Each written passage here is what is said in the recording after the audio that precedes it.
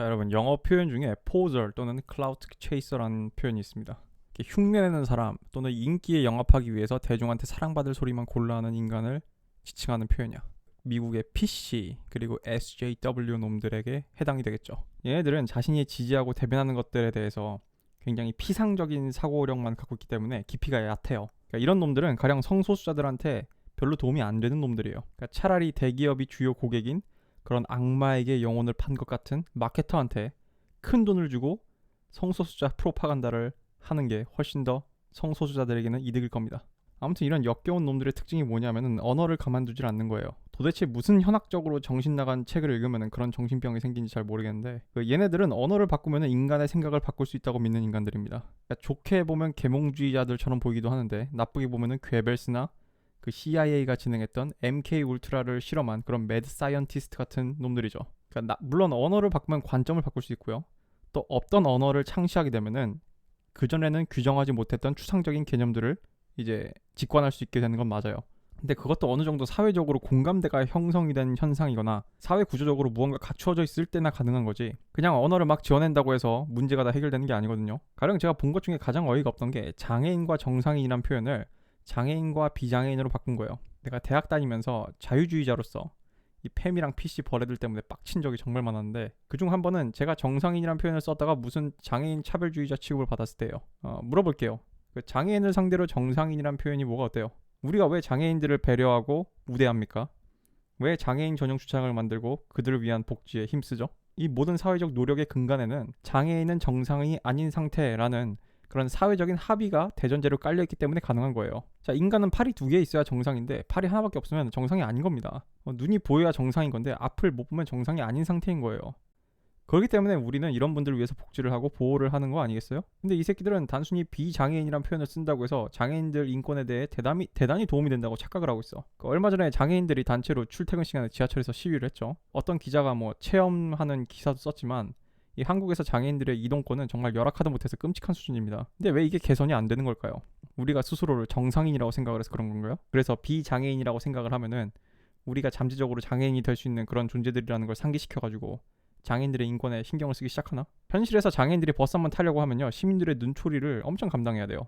그 바쁜 시간 출퇴근 그 만원 전철에 장애인 카트가 들어오면은 사람들의 눈초리를 또 감당을 해야 돼. 뭐 겉으로 말을 내뱉으면은 천하의 개 쌍놈이 되니까 그냥 여물고 있는 거지. 출근 시간에 눈치 없이 뭐 하는 짓이야 이렇게 생각을 하고 있겠지. 이거는 한국 사회의 사회 구조와 관련이 깊어요. 그 구조를 구성하는 거는 빨리빨리 문화, 그리고 그 빨리빨리 문화는 이런 기업 문화랑 관련이 깊습니다. 기업 문화는 우리 산업화의 잔재이기도 하고 또 인간을 쥐어짜지 않으면은 국제적인 경쟁력을 얻을 수 없다고 믿는 그런 한국의 지정학적, 역사적 관습, 또 외교와 정치적 요소도 다 개입이 되어 있는 거야. 그러니까 이 문제를 해결하려는 사람은 맥킨지에 취직이 가능할 정도로 통찰력과 분석력이 뛰어나야 하고 똑똑해야 돼요. 그런 사람들이 여럿 모여가지고 장기적인 실험과 관찰을 통해서 문제를 점진적으로 해결해야 이런 식의 문제들은 해결이 되는 거예요. 근데 PC주의자 놈들은 대부분 머리가 비었어요. 가슴은 뜨거운데 머리는 비었어. 그러니까 애초에 이런 놈들은 불편한 진실을 견딜 수가 없기 때문에 제대로 된 관찰 자체가 안 돼요. 그러니까 얘네들이 비장애인이라는 표현을 쓴다고 해서 장애인들 살림살이가 나아졌습니까? 얘네들의 이런 법석은 장애인들을 딱 2초 동안 기분 좋게 만들어줄 뿐이지 그들의 삶의 고된 숙제들을 하나도 도와주지 않아. 얘네들은 원인을 제대로 파악할 의지도 능력도 없는 애들이에요. 그러니까 모든 판단 기준이 자기의 감정이지 이성이 아니기 때문이야. 자기의 기분을 좋게 만드는 쓸모없는 해결책과 냉정하고 부조리해 보이지만 실제로 쓸모있는 해결책 중에서 전자를 선택할 놈들이라니까. 가령 성매매 합법화를 반대하고 무조건 성매매 여성들을 교화할 수 있다고 믿는 정신나간 이런 중년 페미니스트들이 여기 해당이 되지. 참고로 성매매 합법화를 처음 주장한 사람은 한때 페미니스트들의 추앙을 받았던 어떤 여자 경찰 총경이었어요. 그분이 성매매 업소를 때려잡는 걸로 되게 유명한 사람이었어요. 그러나 이분이 최전선에서 성매매 여성들의 현실을 직접 보고 페미니스트들의 그런 책상머리 꽃밭 대가리에서 나온 이상주의적인 교화가 비현실적인 해결책이란 걸 깨달았어. 그래서 장문의 보고서를 작성을 해서 정치권 페미들한테 전달을 합니다. 이거 합법화해야 된다고. 근데 그거를 묵살한 사람이 바로 그 유명한 한명숙인가 아마 그럴 거고, 이 사건은 그 한국인이라는 그 외국인 기자가 한국에서 살면서 보고 듣고 느낀 거를 적은 책에 나와 있어요. 그러니까 이런 골빈 애들은 인내심도 없고요, 능력도 없기 때문에 가장 쉬운 방법을 택해요. 바로 언어를 바꾸는 거지. 빠르고 간단하고 티내기 쉽고 특히 공무원 같은 경우는 단기간에 눈에 보이는 성과를 냈다는 신기루를 만들어내기 좋은 방법이죠. 그래놓고 얘네들이 하는 나머지 작업이 뭐야? 이런 언어의 변화가 미개한 대중들의 정신을 교정하길 기도하면서 정상인이란 표현을 쓰는 놈들을 장애인 혐오자로 낙인 찍어가지고 사회에 공포를 조장하는 거야. 그러니까 저는 지금 장애인과 비장애인으로 이렇게 간단한 예를 들었지만 사실 페미니즘이 최근 몇 년간 한국에 해온 게 이 짓거리예요. 뭐 무슨 표현을 쓰면 여혐이다, 뭐 혐오 표현이다, 이건 혐오 표현이고요, 저거는 혐오가 성립되지 않아요. 그러니까 얘네들은 언어를 독점하려는 거야. 혐오 대법관이 되어가지고 무엇이 혐오고 무엇이 혐오가 아닌지를 결정한 다음에 표현의 자유를 억누르고 사회적으로 골마 터질 위험이 있는 갈등 요소 자체를 그냥 억압을 하는 거지. 그걸 있는 그대로 표현하면은 혐오로 낙인을 찍습니다. 다르게 표현하면은 그 카페트 밑으로 먼지를 털어서 숨기는 거고, 그 감염이 된 상처를 그냥 붕대로 덮어버리는 거야.